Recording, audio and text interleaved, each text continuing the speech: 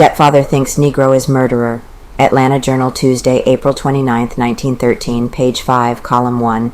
Believes that Newt Lee bound and gagged, then murdered Mary Phagan. W.J. Coleman, stepfather of Mary Phagan, believes that she was murdered by Newt Lee, the Negro night watchman, but that before the murder she lay bound and gagged in the factory of the National Pencil Company, 37 South Forsyth Street, from shortly after noon on Saturday until past midnight.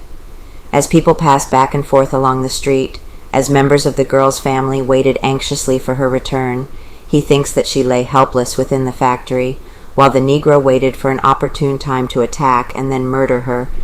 His belief is that as soon as she had been paid the wages that she went to the factory to collect, she passed into the dressing room, perhaps for a drink of water. There, in his opinion, the Negro seized the girl and bound and gagged her. He says there is plain evidence in the dressing room that the girl was first attacked there. He does not believe that either Arthur Mullinax or J.M. Gant had any hand in the murder of Mary Phagan.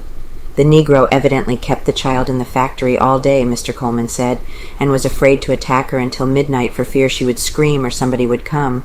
He may or may not have knocked her senseless from the first, or he may have tied her.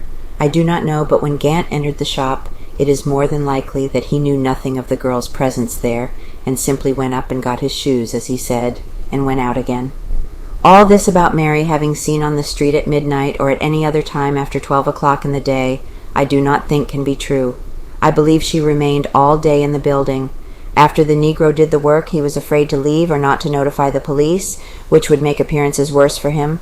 Therefore he called the officers.